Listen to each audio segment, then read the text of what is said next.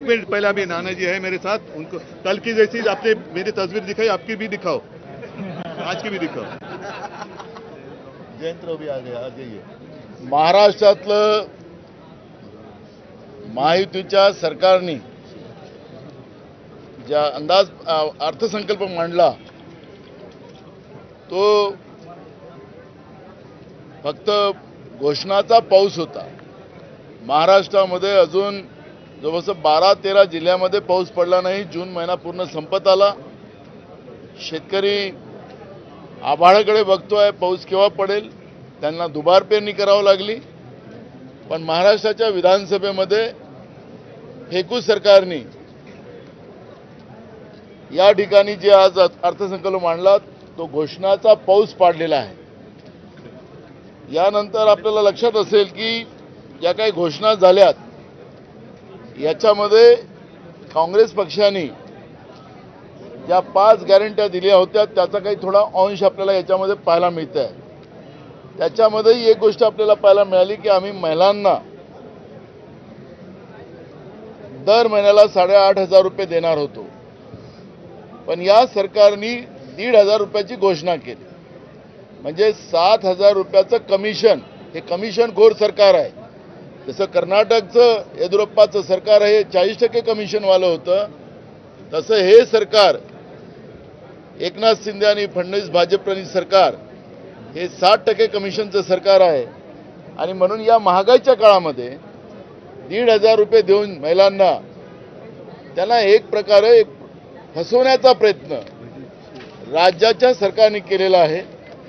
दुसरं आमची मागणी होती की तेलंगणामध्ये काँग्रेसचं सरकार आहे, या सरकारने सगळ्या शेतकऱ्यांचं कर्ज सरसकट माफ केलं आणि त्याचप्रमाणे महाराष्ट्रामध्ये सुद्धा शेतकऱ्यांचं सरसकट कर्ज माफ व्हावं ही मागणी उद्धवजी असतील, जयंतराव असतील, मी असेल, आम्ही सगळ्यांनी महाविकास आघाडी म्हणून आम्ही मागितलेली होती।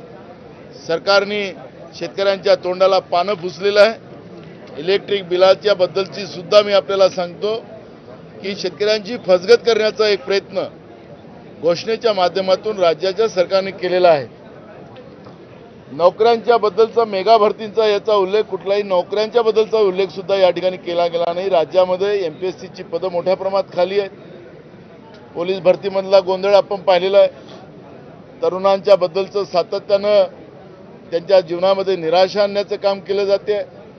आणि एक गोष्ट महत्त्वाचं या ठिकाणी आपण पाहतो की तरुणांच्या निराशामध्ये ज्या पद्धतीनं या सरकारचं योगदान आहे तसंच नोकर भरतीमध्ये या ऑनलाईन भरतीच्या माध्यमातून त्या तरुणांना लुटलं जाते, ते आम्ही आता पुढच्या काळात करणार नाही असं कुठलं सांगायला तयार नाही, पण तरुणांना आम्ही लुटू अशा पद्धतीची भूमिका या ठिकाणी आपल्याला पाहायला मिळते। हा पोकळ आणि निवडणुकीचा जुमल्याचं हा अर्थसंकल्प आहे। याचं पोस्टमॉर्टम आता सोमवारपासून आम्ही चालू करणार आहोत।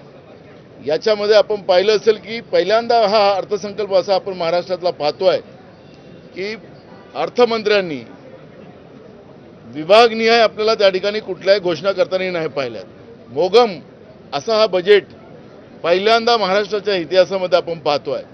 इथं बांधकाम विभागाला किती देणार, एज्युकेशनला किती देणार, कुठल्याही पद्धतीचं कृषी विभागाला काय देणार, इरिगेशनला काय देणार, या बजेटमध्ये आपल्याला कुठेही विभागनिहाय अर्थमंत्र्यांच्या भाषणामध्ये उल्लेख आपल्याला पाहायला मिळाला नाही।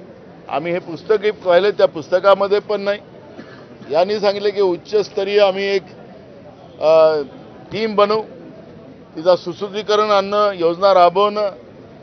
जसं आता उद्धवजीने सांगितलं त्याप्रमाणे आतापर्यंत या सरकारने केलेल्या घोषणेची किती अंमलबजावणी झाली त्याची श्वेतपत्रिका जाहीर करावी। हे सरकार राज्याच्या जनतेची दिशाभूल महाराष्ट्राच्या या सर्वोच्च लोकशाहीच्या मंदिरामध्ये करताना यांना थोडीशी तरी आहे की नाही असा हा प्रश्न या ठिकाणी निर्माण होतो आहे। आणि म्हणून या सरकारने हे सुसूत्रीकरणाचं म्हणजे काय, यांच्या सरकारमधलं सुसूत्रीकरण की भ्रष्टाचारामध्ये राज्याच्या जनतेच्या पैशाची लूट ज्या पद्धतीने या लोकांनी माजवलेली आहे त्याच्याबद्दलचं सुसूत्रीकरण, याचं स्पष्टीकरण यांना द्यावं लागेल। असा बोगस आणि पोकळ अर्थसंकल्प हा महाराष्ट्राच्या इतिहासातला पहिला आहे असं म्हटलं तर वावगं ठरणार नाही. आणि म्हणून आजच्या या अर्थसंकल्पाला महाराष्ट्राच्या जनतेची दिशाभूल करणारा हा अर्थसंकल्प आहे असं आमचं मत आहे. आणि म्हणून महाविकास आघाडी म्हणून अशा या फेकू आणि जुमलेबाज अर्थसंकल्पाचा आम्ही विरोध करतोय. मी तुम्हाला सांगितलं ना की आम्ही 8,500 रुपये महिलांना देण्याचं आम्ही जाहीर केलं होतं, आमच्या गॅरंटीमध्ये होते. त्याच्यातले 1,500 हे देतात. आम्ही युवकांना म्हणालो, जसं उद्धवजी म्हणाले त्या आम्ही त्यांना पण देत होतो. पण याच्यामध्ये फक्त 1,500 रुपये देतात आहेत. म्हणजे 7,000 रुपयाचं कमिशन. हे कमिशनखोर सरकार आहे. म्हणजे यांना आमची नक्कल करायलाही गेलेत, पण हे ओरिजिनल नक्कल नाही करू शकले. आम्ही देण्यासाठी निघालो होतो, हे घेणारे लोक आहेत. त्यामुळे यांचं वास्तविक चित्र या सरकारचं आपल्याला या ठिकाणी पाहायला मिळालेलं आहे. शेतकऱ्यांच्या विद्युत बिलामध्ये सुद्धा मोठा गोंधळ आपल्याला पाहायला मिळणार आहे. हे सांगतात की आम्ही जी आपल्या इलेक्ट्रिक विभागाची लाईन जी आहे ती द्यायला आम्ही आता कटिबद्ध नाही. सौर ऊर्जेच्या माध्यमातून आम्ही ही लाईन करू. म्हणजे आता ते केव्हा करणार, काय करणार, शेतकऱ्यांचे अर्ज पडलेले आहेत, त्याच्याबद्दल सरकारची भूमिका स्पष्ट नाही.